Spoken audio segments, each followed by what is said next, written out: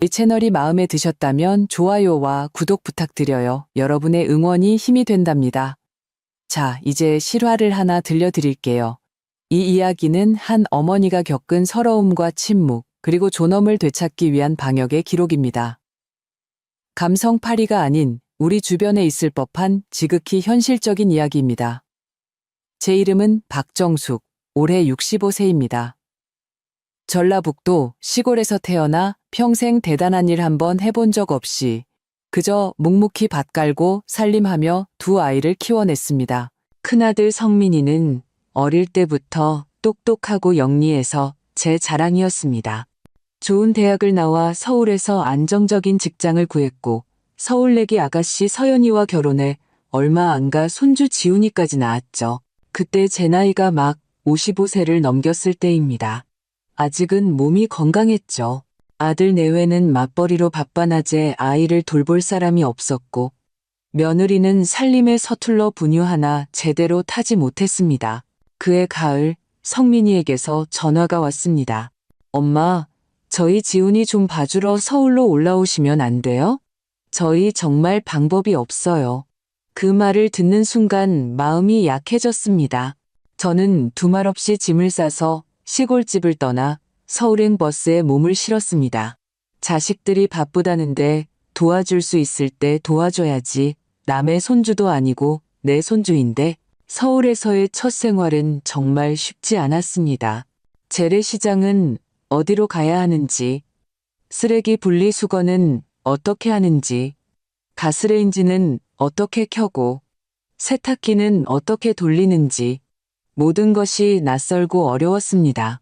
도시의 가전제품들은 버튼이 너무 많아 누르기만 하면 실수투성이었죠. 한 번은 밥을 태웠더니 며느리 서연이가 그 자리에서 얼굴을 굳히며 말했습니다. 어머니, 밥도 제대로 못하세요? 며느리의 그 쌀쌀맞은 말투가 들리지 않은 것은 아니었지만 손주를 위해 꼭 참았습니다. 젊어서 철이 없어서 그러려니 내가 더 넓은 마음으로 품어야 한다고 생각했습니다. 제가 결코 입 밖으로 내지 않았던 일들이 있습니다. 아이가 밤새 울면 하룻밤에 4-5번은 일어나야 해서 눈밑은 늘 시커멓게 변해 있었습니다. 지훈이가 열이 나면 밤새 아이를 안고 뜬 눈으로 열을 내렸습니다. 아이가 처음 걸음마를 떼고 처음 말을 배우는 모든 순간을 제가 곁에서 지켜봤습니다. 지난 10년 저는 지훈이를 제 자식처럼 애지중지 키웠습니다. 아들 내외가 출근하면 삼시세끼 밥하고 빨래하고 아이를 유치원에 데려다주고 하원 후에는 같이 놀아주었습니다. 심지어 쌀이나 반찬거리 같은 자잘한 생활비도 제 쌈짓돈으로 해결하며 아들 내외에게 단돈 10원 한 장 받은 적이 없었습니다. 그것이 엄마로서 마땅히 해야 할 일이라고 믿었습니다. 하지만 나중에야 깨달았습니다. 어떤 헌신은 당연하게 여겨지는 순간 값싼 것이 되어버린다는 것을요. 10년이라는 세월은 길다면 길고 짧다면 짧았습니다. 저는 건강했던 중년에서 허리와 무릎이 쑤시는 노인이 되었습니다. 처음에는 3년만 있겠다고 했지만 어쩌다 보니 10년이 훌쩍 지나 있었습니다. 그러던 어느 날 걸려온 전화 한 통이 저를 깊은 꿈에서 깨어나게 했습니다. 그날 저녁 성민이가 식탁에서 아무렇지 않게 말했습니다. 엄마, 저희 다음 달에 도쿄로 4박 5일 여행 가요. 저희 세 식구랑 친구네 가족이랑 같이요. 저는 잠시 멍해져서 물었습니다. 그럼 나는? 성민이가 멋쩍게 웃으며 말했습니다. 엄마는 연세도 있으시니 비행기 타면 힘드시잖아요. 적응 못하실까 봐요. 저희 안 데려가기로 했어요. 엄마는 집에서 저희 집 좀 잘 봐주세요. 며느리는 옆에서 스마트폰만 들여다볼 뿐 아무 말도 하지 않았습니다. 그 순간 심장에 찬물을 끼얹는 듯 했습니다. 저는 애써 웃으며 고개를 끄덕였습니다. 그래, 너희끼리 재밌게 놀다 오너라. 엄마는 집에 있을게. 그날 저녁 저는 밥을 한 술도 뜨지 못했습니다. 속이 뒤집히는 것 같았죠. 10년 동안 내 청춘과 건강, 모든 것을 이 집에 쏟아부었는데 결국 저들은 해외여행을 가면서 저를 데려갈 생각조차 하지 않았습니다. 돈이 없어서도 자리가 없어서도 아니었습니다. 그저 그럴 마음이 없었던 겁니다. 그날 밤 저는 뜬 눈으로 밤을 새웠습니다. 객실의 작은 침대에 누워 지난 10년간 그림자처럼 존재했던 제 자신을 돌이켜보았습니다. 이름도 목소리도 없이 오직 밥 짓는 냄새와 끝없이 쌓이는 빨래만이 제 존재를 증명하는 듯 했습니다. 손주는 저를 할머니라 부르며 따랐지만 제 아들은 단 한 번도 엄마 힘들지 않으세요? 라고 물어본 적이 없었습니다. 문득 집으로 돌아가고 싶어졌습니다. 서울의 이 집이 아니라 제가 태어나고 밭을 일구며 남편과 함께 지었던 낡은 시골집으로요. 저는 떠나야겠다고 결심했습니다. 다음 날 새벽 동이 트기도 전에 잠에서 깼습니다. 부엌에는 어젯밤 거의 아무도 손대지 않은 반찬 냄새가 배어 있었습니다. 식탁 위에는 며느리가 무심코 던져둔 여행 일정표가 놓여 있었습니다. 나리타 공항 집결, 온천욕 한 2박, 긴자 쇼핑. 그 종이 위 어디에도 엄마나 할머니라는 단어는 없었습니다. 아침 식사 시간, 세 식구의 웃음소리가 거실을 가득 채웠습니다. 며느리는 애너를 더 환전해야 할지 고민했고 아들은 항공편을 확인하고 있었습니다. 손주 지훈이는 최신 게임기를 사올 거라며 신이 나 있었습니다. 저는 부엌 입구에 서서 그들을 바라보았습니다. 마치 제가 그 자리에 없는 사람처럼요. 저는 조용히 방으로 돌아가 짐을 쌌습니다. 짐이라야 갈아입을 옷 몇 벌과 낡은 가방, 접이식 우산, 그리고 제가 먹는 약이 전부였습니다. 10년을 살았는데 이 집에 제 것이라고 할 만한 것이 아무것도 없다는 사실을 그제야 깨달았습니다. 식탁 밑에 쪽지 한 장을 남겼습니다. 집안 청소는 다 해놓았다. 밥은 솥에 있으니 챙겨 먹어라. 여행 잘 다녀오렴. 나는 시골집에 며칠 다녀오겠다. 가방을 들고 집을 나설 때 아무도 제가 떠나는 것을 눈치채지 못했습니다. 저는 시내버스를 타고 터미널에서 다시 시외버스로 갈아탔습니다. 몇 시간 동안 버스에 흔들리니 머리가 어지러웠지만 이상하게도 마음 한구석이 편안해졌습니다. 떠나서 후련한 것이 아니라 더 이상 제 자신을 서럽게 만들지 않아도 된다는 안도감 때문이었습니다. 버스 안에서 딸 수진이에게 전화를 걸었습니다. 수진아, 엄마가 며칠 너희 집에 좀 가 있어도 될까? 딸은 전화기 너머로 다급하게 말했습니다. 엄마, 무슨 그런 말을 해. 얼마든지 와. 엄마 좋아하는 돼지고기, 김치찜 해놓을게. 침대도 다 준비해놨으니 몸만 오면 돼. 그 말을 듣자 코끝이 찡해지며 눈물이 핑 돌았습니다. 저는 애써 웃으며 말했습니다. 그래, 도착하면 다시 전화할게. 딸은 수원에 살고 있었습니다. 집은 크지 않았지만 깨끗하고 따뜻했습니다. 버스에서 내리니 사위 민준이가 정류장에서 저를 기다리고 있었습니다. 제 손에서 짐을 빼앗아 들며 말했습니다. 어머님, 이런 건 이제 직접 들지 마세요. 제가 있잖아요. 집에 들어서는 순간 거실에 김치찜 냄새가 가득했습니다. 수진이는 제가 평소 신던 실내 슬리퍼를 현관에 가지런히 놓아두고는 소리쳤습니다. 엄마, 어서 와. 밥 다 차려놨어. 그날 저녁 저는 밥을 정말 맛있게 먹었습니다. 딸은 반찬을 집어주며 잔소리를 했습니다. 엄마 왜 이렇게 살이 빠졌어? 오빠네 식구들은 엄마를 어떻게 모신 거야? 저는 아무 대답 없이 그저 말했습니다. 거기서 혼자 지낸 지 오래됐잖니. 딸은 더 이상 묻지 않고 말했습니다. 엄마, 이제 오빠네 집으로 돌아가지 마. 그냥 우리 집에서 같이 살아. 우리 식구가 잘 모실게. 남들보다 못하지 않아.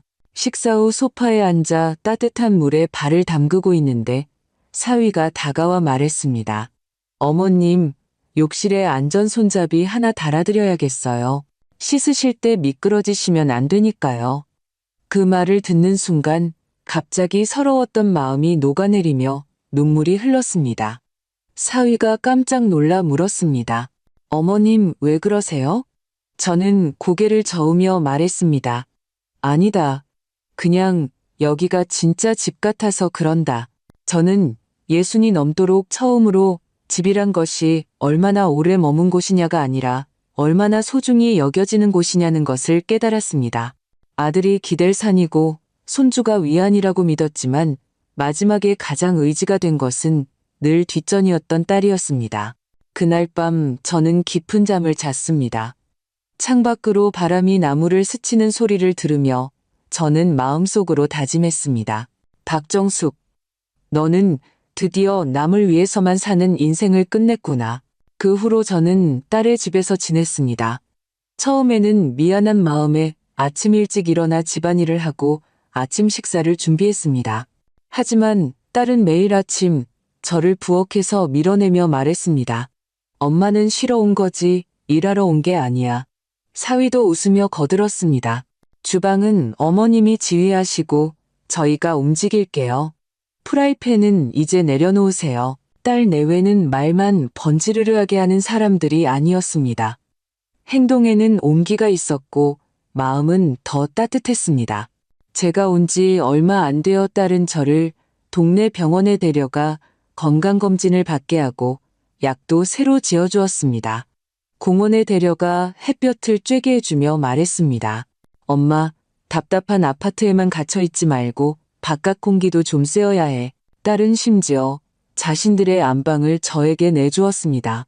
제가 나이가 많아 밤에 화장실을 자주 가니 화장실 가까운 방을 써야 한다면서요. 딸 내외는 작은 방에서 지내면서도 불평 한마디 하지 않았습니다. 아들 집에 살았던 지난 10년이 떠올랐습니다. 거실에서도 구석에 앉아야 했고 밤에 기침 한번 하는 것도 눈치가 보였죠. 그때의 집에서 저는 잉여인간이었지만 지금의 집에서 저는 기억되고 존중받는 사람이었습니다. 어느 날 오후 딸과 함께 재래시장에 갔습니다. 한 포장마차에서 파는 떡볶이를 보고 제가 무심코 말했습니다. 저 집 떡볶이 예전에 먹어봤는데 맛있더라. 딸은 그 말을 듣자마자 바로 떡볶이 2인분을 사서 집에 와서 데워주었습니다. 따뜻한 떡볶이를 한 입 베어 무는데 눈물이 핑 돌았습니다. 식탁에서 저는 더 이상 참을 수 없어서 말했습니다. 수진아, 엄마는 예전에 늘 너는 딸이라 시집가면 그만이라고 생각했는데 결국 엄마를 생각해주는 건 너뿐이구나. 딸은 제게 반찬을 집어주며 말했습니다. 엄마가 그때 오빠를 더 챙기는 거 나 마음에 안 담아뒀어. 엄마 마음이 어떤지 아니까. 딸은 웃으며 제 밥그릇에 갈비 한 점을 더 올려주었습니다. 설거지를 하고 있는데 딸이 다가와 제 손을 잡으며 말했습니다. 엄마, 앞으로 그냥 여기서 살아. 우리 집이 작아도 엄마가 있어야 이 집이 완전해지는 기분이야. 저는 잠시 망설이다 고개를 끄덕였습니다. 그럼 엄마가 한 달에 생활비로 30만 원씩 줄게. 쇠댐비라도 보태야지. 딸이 발끈하며 말했습니다. 나한테 돈 얘기를 해? 엄마가 우리 오빠네 애를 몇 년이나 봐줬는데 우리 집이 지금 엄마 돈 30만 원 없으면 못 살 만큼 가난하지도 않아. 나는 엄마 딸이지. 엄마가 고용한 간병인이 아니야. 저는 씁쓸하게 웃으며 말했습니다. 엄마가 철없는 사람이 아니잖니. 이 돈은 내가 기꺼이 내는 거야. 네게 월급을 주는 게 아니라 엄마 마음이 편하자고 그러는 거다. 딸은 저를 바라보며 눈시울을 붉혔습니다. 그럼 앞으로 아끼지 말고 약도 꼬박꼬박 챙겨 먹어야 해. 어릴 땐 엄마가 날 돌봤으니 이젠 내가 엄마 돌볼 차례야. 알았지? 저는 고개를 끄덕였습니다. 그 순간 저는 비로소 깨달았습니다. 진정한 가족이란 누가 더 목소리가 크고 누가 더 이익을 챙기느냐가 아니라 내가 가장 힘들고 무력할 때 기꺼이 마음 한편을 내어 나를 돌봐주는 사람이라는 것을요. 그날 이후 저는 제 노후에 대해 다시 생각하기 시작했습니다. 늙었다고 해서 누군가의 집안일을 돕는 도움이나 상주하는 보모가 되어서는 안 된다는 것을요. 한 사람의 존중받아야 할 개인으로 살아야 한다는 것을요. 다음 날 아침 저는 고향에 사는 사촌 동생에게 전화를 걸어 시골집 열쇠를 찾아봐 달라고 부탁했습니다. 제 마음속에는 미래에 대한 계획이 서서히 모양을 갖추고 있었습니다. 그날 저녁 식사를 마치고 저는 딸에게 말했습니다. 수진아, 엄마가 너랑 진지하게 할 얘기가 있다. 딸은 TV를 끄고 제 앞에 앉아 저를 진지하게 바라보았습니다. 저는 마음속에 오랫동안 묻어두었던 이야기를 꺼냈습니다. 내 오빠 결혼할 때 지금 사는 그 아파트, 내 아빠 살아있을 때 우리가 같이 모은 돈으로 계약금 1억 원을 보태줬다. 집 명의는 아들 내외 앞으로 했지만 그때는 그렇게 깊게 생각하지 않았어. 자식들 결혼해서 집 장만하는데 당연히 보태줘야 한다고 생각했지. 저는 잠시 말을 멈췄다가 이어갔습니다. 내가 그 집을 뺏으려는 것도 늙어서 욕심 부리려는 것도 아니야. 다만 내가 나이가 들고 몸이 해마다 약해지는데 내 오빠 집에선 내 방 하나 없이 지냈잖니. 수진아, 나는 내게 얹혀 살 수만은 없어. 그 돈은 내 노후 자금이고 마지막 남은 보루야. 딸은 고개를 끄덕였습니다. 엄마 생각이 맞아. 그때 엄마가 오빠를 도와준 건 의무가 아니라 호의였어. 오빠네는 그걸 당연하게 여기면 안 돼. 돈도 내고 몸으로도 헌신했는데 인정조차 안 하는 건 말이 안 되지. 제가 씁쓸하게 웃으며 말했습니다. 말은 쉽지만 막상 하려니 어렵구나. 저는 아들에게 전화를 걸었습니다. 아들은 제 이야기를 듣자마자 차갑게 말했습니다. 엄마, 그 아파트는 우리 부부 명의로 되어 있어요. 엄마랑은 상관없어요. 그때 돈 주실 때 빌려준다고 안 하셨잖아요. 엄마가 원해서 주신 거잖아요. 옆에서 듣고 있던 딸이 분노로 얼굴이 붉어졌습니다. 오빠가 어떻게 그렇게 말해? 그래, 그렇게 말하더구나. 제가 힘없이 말했습니다. 돈 얘기를 꺼내자마자 돌변하더라. 그러면서 엄마, 우리 힘들게 하지 마세요. 요즘 저희도 압박이 심해서 여윳돈이 어디 있어요. 생활비가 부족하시면 제가 매달 30만 원씩 드릴게요. 라고 하더구나. 딸이 그 말을 듣고 이를 악물었습니다. 30만 원? 10년 동안 무급보모로 일한 엄마한테 고작 30만 원으로 입을 막으려고 해? 안 돼, 엄마. 이 일은 이렇게 넘어갈 수 없어. 수진아, 나는 얼굴 붉히고 싶지 않다. 제가 딸을 바라보며 말했습니다. 아무리 그래도 제 아들이고 어릴 때부터 애지중지 키웠는데 법정에서 만나고 싶지는 않았습니다. 하지만 딸은 놀라울 만큼 침착했습니다. 엄마가 얼굴을 붉히려는 게 아니야. 오빠네가 먼저 인정머리 없이 군 거지. 엄마가 보태준 돈은 말할 것도 없고 10년 동안 손주 키우고 밥하고 빨래했는데 며느리는 고맙다는 말 한마디 한 적 없잖아. 감정만 내세우다가 아무것도 못 얻어. 그게 어떻게 가족이야? 그날 밤 딸은 아는 분을 통해 은퇴한 법무사 한 분을 소개해 주었습니다. 그는 가정 내 부동산 분쟁을 전문으로 다루는 분이었습니다. 저희 집에 와서 제 이야기를 다 듣고 난 후 그는 명확하게 말해 주었습니다. 법적으로 어머님께서는 등기상 소유권이 없으십니다. 하지만 출자 사실을 주장하거나 부양 의무 불이행을 근거로 협상을 요청할 수는 있습니다. 특히 10년간 지속적인 가사노동과 양육을 제공하셨기 때문에 법적으로 보상을 주장할 여지가 충분합니다. 저는 머리가 지끈거렸습니다. 저는 그저 늙은 할머니일 뿐 어려운 법 조항은 하나도 몰랐습니다. 딸이 제 손을 꽉 잡으며 말했습니다. 엄마는 이런 거 몰라도 돼. 우리가 처리할게. 엄마는 딱 한 번만 용기를 내면 돼. 평생을 양보하며 살았잖아. 마지막까지 서럽게 살 수는 없어. 그날 밤 저는 한숨도 자지 못했습니다. 두려워서가 아니었습니다. 30년을 애지중지 키운 아들이 이제 와서 그 집은 우리 집이라고 말하는 현실과 기대를 걸지 않았던 딸이 제 곁에서 제 편이 되어 싸워주는 현실 사이에서 만감이 교차했습니다. 저는 비로소 깨달았습니다. 돈이 전부는 아니지만 노인에게 돈은 최소한의 자존심이자 기댈 곳이라는 것을요. 아들은 제가 법적 대응을 준비한다는 사실을 알자마자 전화를 걸어왔습니다. 그의 목소리는 더 이상 예전처럼 부드럽지 않았습니다. 엄마, 지금 뭐 하시는 거예요? 우리가 가족인데 말로 해결할 수 있는 걸 굳이 이렇게까지 해야겠어요? 저는 몇 초간 침묵하다가 대답했습니다. 내가 너한테 몇 번이나 이야기했다. 네가 그 돈은 내가 원해서 준 거고 너희 집이라고 했을 때 그럼 내가 내 집에서 10년간 밥하고 빨래하고 애 키운 것도 내가 원해서 한 일이냐? 아들은 말문이 막혔습니다. 며칠 후 법무사를 통해 가정법원에 조정신청서를 제출했습니다. 제가 집을 살 때 자금을 보탰고 결혼 후 10년간 가정을 돌봤지만 그에 상응하는 대가를 받지 못했으니 부양료와 출자금 반환을 청구한다는 내용이었습니다. 조정위원회 회의실은 작고 냉랭했습니다. 맞은편에는 아들 내외와 그들이 선임한 변호사가 앉아 있었습니다. 상대 측 변호사가 먼저 입을 열었습니다. 부동산 등기 자료에 따르면 해당 주택은 박성민 씨와 최서연 씨의 공동 재산입니다. 박정숙 여사님의 출자 주장은 증거가 없으므로 무효입니다. 저는 법률 용어는 알아들을 수 없었지만 마치 제가 죄인처럼 구석에 몰려 손가락질 당하는 기분이었습니다.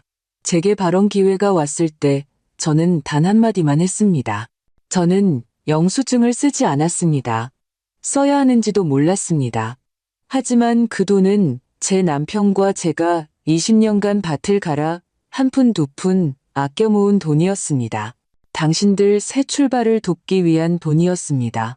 조정위원은 양측을 번갈아 보더니 한숨을 쉬며 말했습니다. 소유권은 명확하지만 박정숙 여사님의 장기간에 걸친 가사노동의 가치를 부정할 수는 없습니다. 양측이 원만하게 합의하여 서로에게 체면을 지켜주는 것이 좋겠습니다. 며느리가 작은 소리로 중얼거렸습니다. 결국 돈 달라는 거잖아요. 저는 며느리를 똑바로 쳐다보며 단호하게 말했습니다. 내가 원하는 건 돈이 아니라 내 자존심이다. 최종적으로 우리는 합의에 이르렀습니다. 아들 내외는 과거 주택 출자금과 10년간의 양육에 대한 보상으로 제게 5천만 원을 일시불로 지급하기로 했습니다. 솔직히 많은 금액은 아니었지만 저는 법이 잃어버린 10년의 세월과 서러움을 모두 되돌려줄 수는 없다는 것을 알았습니다. 조정위원회를 나오는 순간 하늘이 유난히 파랗게 보였습니다. 딸이 제 손을 잡으며 말했습니다. 엄마, 이제 속이 좀 후련해? 저는 고개를 끄덕였습니다. 이것은 아들과 등을 지기 위함이 아니었습니다. 엄마가 쓰고 버리는 걸레가 아니라는 것을 알려주기 위함이었습니다. 그날 밤 저는 비로소 깨달았습니다. 싸워야 할 대상은 남이 아니라 남들의 시선을 두려워하는 제 자신이었다는 것을요. 늙어서 주책이라는 소리를 들을까봐, 자식의 앞길을 막을까봐 두려웠습니다. 하지만 결국 깨달았습니다. 어떤 것은 내가 싸우지 않으면 아무도 대신 싸워주지 않는다는 것을요. 내가 내 목소리를 내지 않으면 영원히 벙어리로 취급당할 뿐이라는 것을요. 제가 싸워서 얻고자 한 것은 그 아파트가 아니라 이 세상에서 박정숙이라는 한 인간의 존재 가치였습니다. 보상금 5천만 원이 통장에 입금되던 날, 저는 ATM 앞에 서서 화면의 숫자를 보며 잠시 멍하니 있었습니다. 큰 돈은 아니었지만 제 인생에서 처음으로 제 자신을 위해 싸워 얻은 돈이었습니다. 저는 딸에게 말했습니다. 수진아, 엄마 이제 독립해서 혼자 살고 싶다. 딸이 깜짝 놀라며 물었습니다. 엄마, 우리가 뭐 잘못했어? 제가 웃으며 고개를 저었습니다. 아니다. 그저 나만의 공간을 갖고 싶어서 그래. 너희에게 패 끼치고 싶지도 않고 나 자신도 더 이상 얹혀 산다는 기분을 느끼고 싶지 않아서. 사위가 며칠 동안 발품을 팔아 시내 변두리에 있는 작은 오피스텔을 하나 찾아주었습니다. 약 7평 남짓한 크기였지만 혼자 살기에는 충분했습니다. 저는 시골의 낡은 집을 팔고 그동안 모아두었던 돈과 이번에 받은 보상금을 합쳐 계약했습니다. 부족한 돈은 대출을 받아 5년 안에 갚기로 계획했습니다. 마침내 제 이름으로 된 집이 생겼습니다. 새 집에 이사하던 날 창문으로 쏟아지는 햇살을 받으며 소파에 앉아 있는데 눈물이 핑 돌았습니다. 제 인생에서 처음으로 진짜 내 집이 생긴 기분이었습니다. 저는 동네 노인복지관에 등록했습니다. 화요일과 목요일에는 건강 체조 수업을 듣고 금요일에는 다 함께 점심을 먹는 프로그램에 참여했습니다. 새로운 친구들도 사귀고 복지관에서 소개해준 청소 아르바이트도 시작했습니다. 일주일에 3번, 하루에 4시간씩 일하며 용돈을 버니 제가 아직 쓸모 있는 사람이라는 생각이 들어 기뻤습니다. 주말마다 딸 내외가 찾아와 쌀을 옮겨주고 필요한 것이 없는지 살펴주었습니다. 딸은 항상 말했습니다. 엄마, 예전보다 훨씬 활기차 보이고 젊어졌어. 제가 농담으로 대답했습니다. 예전에는 벽에 걸린 낡은 시계였다면 지금은 스스로 걷는 시계가 된 거지. 가끔 아들도 찾아왔습니다. 처음에는 어색해하며 과일만 내려놓고 가더니 한 번은 조심스럽게 물었습니다. 엄마, 지금 지내시는데 편하세요? 저희가 간병인이라도 붙여드릴까요? 제가 담담하게 대답했습니다. 아니, 괜찮다. 나 혼자 잘 지내. 걱정하지 마라. 엄마는 지금 아주 잘 지내고 있다. 그 순간 제 마음에는 원망도 미움도 없었습니다. 저는 그저 아들에게 말해주고 싶었습니다. 엄마는 네가 없으면 안 되는 사람이 아니라고. 엄마도 스스로 당당하게 살 수 있다고. 어떤 관계는 억지로 이어갈 수 없다는 것을 이제 압니다. 가족이라는 관계는 엄마라고 부르는 것으로 유지되는 것이 아니라 서로의 삶을 존중하는 실질적인 행동으로 증명되는 것입니다. 어느 날 저녁 아들이 저를 찾아와 처음으로 엄마, 죄송해요 라고 말했습니다. 그는 진심으로 후회하고 있었습니다. 저는 그저 말했습니다.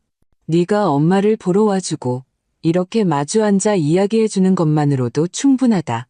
그 후로 아들은 자주 저를 찾아왔고 며느리도 가끔 함께 왔습니다. 손주 지훈이는 이제 중학생이 되어 문을 열고 들어오며 할머니 하고 외칩니다. 제가 끓여주는 김치찜을 먹고 싶다고 조르기도 합니다. 아들이 제 대출금을 갚아주겠다고 했을 때 저는 거절했습니다. 내 마음은 고맙게 받으마. 하지만 이 집은 엄마가 스스로 일궈낸 거야. 대출금도 엄마가 갚을 수 있다. 엄마가 고집 부리는 게 아니라 엄마만의 자리를 지키고 싶은 거다. 아들은 제 말을 듣고 고개를 끄덕였습니다. 이제 와서 돌아보니 65세 이후의 제 삶이 그 전의 삶보다 훨씬 더 빛나고 있습니다. 저는 10년간 아들 집에서 손주를 키우며 제 모든 것을 바쳤지만 수고했다는 말 한마디 듣지 못했습니다. 그리고 반년 동안 딸의 집에서 기력을 회복하고 제 자신을 되찾았으며 한 번의 법적 조정을 통해 돈이 아닌 제 존엄을 되찾았습니다. 예전에는 나이가 들수록 자식에게 의지해야 하고 참고 살아야 한다고 믿었습니다. 하지만 이제는 압니다. 늙어서 가장 두려운 것은 의지할 곳이 없는 것이 아니라 스스로 설 수 있는 기반이 없는 것이라는 것을요. 이 세상의 모든 부모님께 말씀드리고 싶습니다. 희생을 당연하게 여기지 마십시오. 자식에게 기대는 것을 유일한 길이라고 생각하지 마십시오. 때로는 우리 자신을 위한 퇴로를 마련해 두어야 합니다. 그리고 젊은이들에게도 말하고 싶습니다. 부모는 당신의 도우미도 현금 인출기도 아닙니다.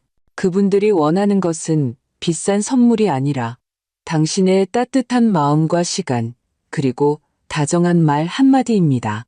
저는 제 인생에서 많은 고생을 했지만 이제는 비로소 저 자신을 위해 사는 법을 배웠습니다. 저에게는 제 집이 있고 제가 계획한 생활이 있으며 누구에게도 아쉬운 소리 하지 않을 자유가 있습니다. 그리고 무엇보다 다시 웃을 수 있게 된 마음이 있습니다.